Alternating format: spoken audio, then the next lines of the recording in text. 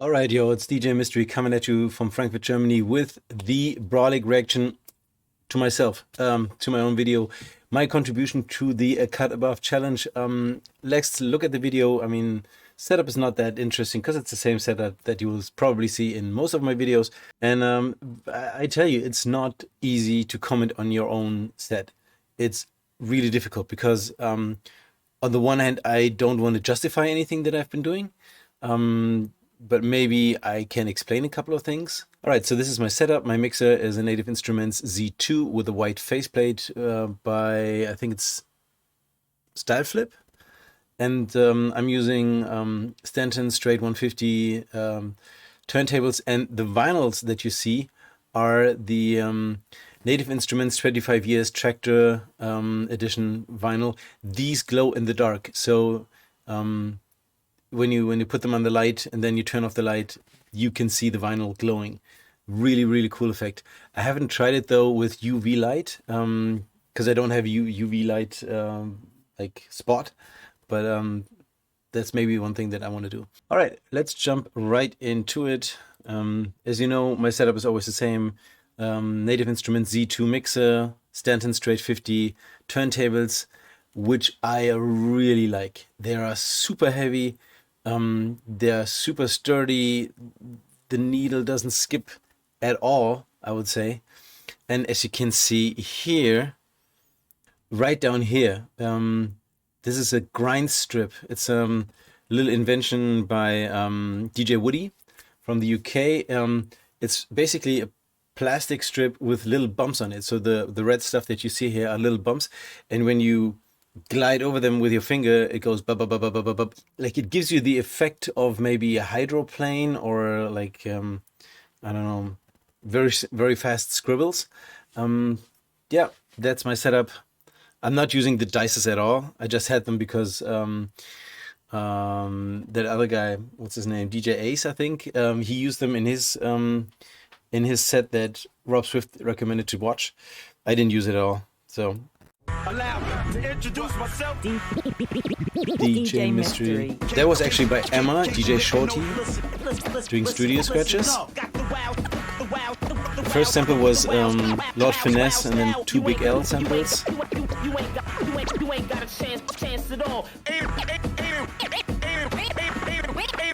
Little crabs. Reverse transformer. Aquaman scratch or boomerang. Here's the grind strip. You hear that kind of hydroplane effect. And this is called the Eurotrax scratch. I got it from DJ Cutcake. Another Lord Finesse sample.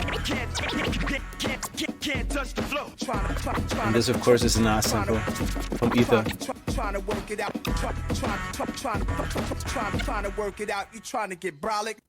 How did I do my my setup? Or how do I looked through all the acapellas that I had. I looked for stuff that, of course, DJ Premier would use, and but I was looking not for like spoken samples, but for rap samples because I thought they would fit a lot more my kind of scratching style.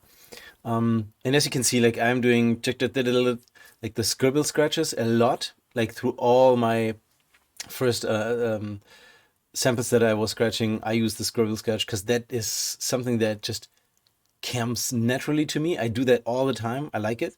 Yeah, and then like I collected so many. I had like 2 minutes of samples, and I broke them down. It took me ages to find those samples that I wanted to use in that 60 seconds set, because like you had 20 seconds in the beginning, then you had 20 seconds for the solo scratch, and then you had another 20 seconds for the outro. So there is not a lot of time, and you really have to break them down. I used Audacity to change the pitch a little bit to make them either faster or slower.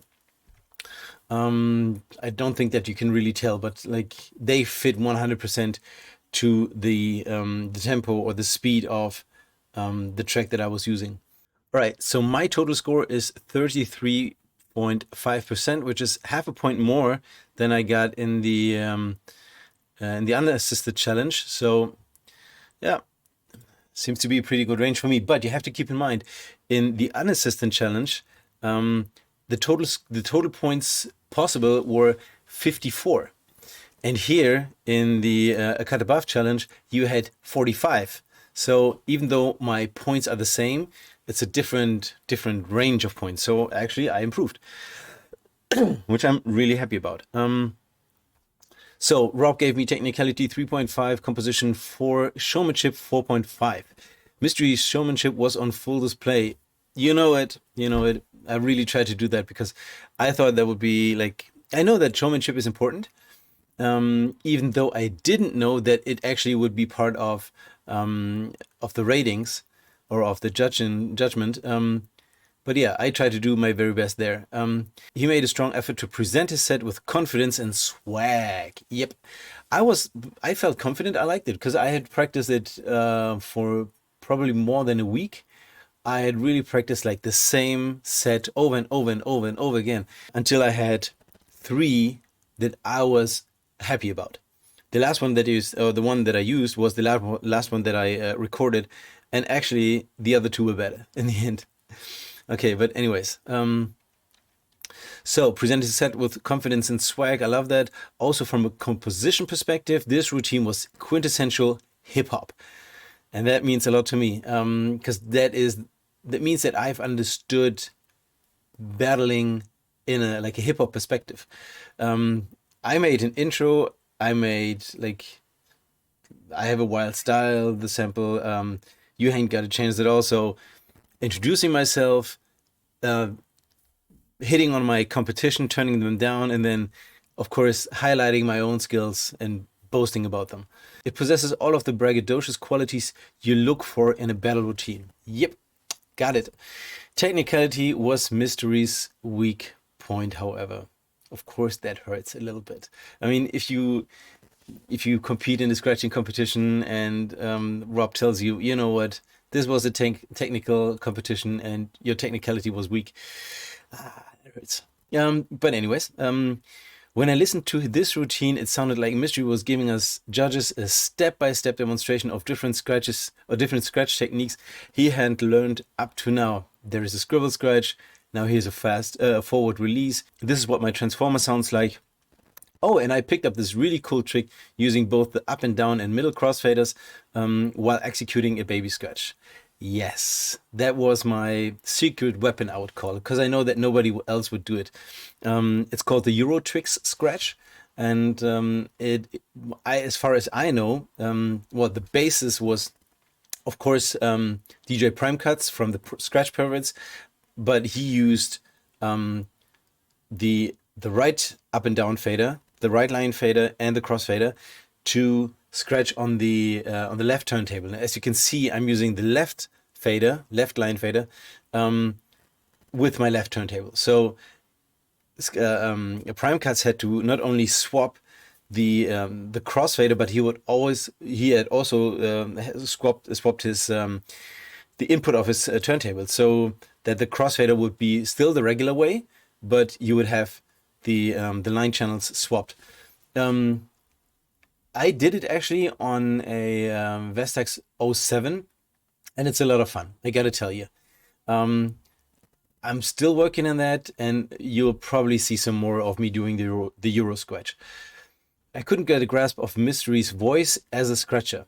In a performance, technicality must be complemented with expression and fluidness, otherwise you'll sound like you're in the middle of a scratch practice or a scratch session. All right, so what do I gain from Rob's comments? Of course, I gain that I have to work on my scratches. I mean, that's obvious. I have to find my voice, and a little later in this video, I'll tell you a little bit more how you can find your voice. But of course, 12 points, that's fine with me. I'm happy with that.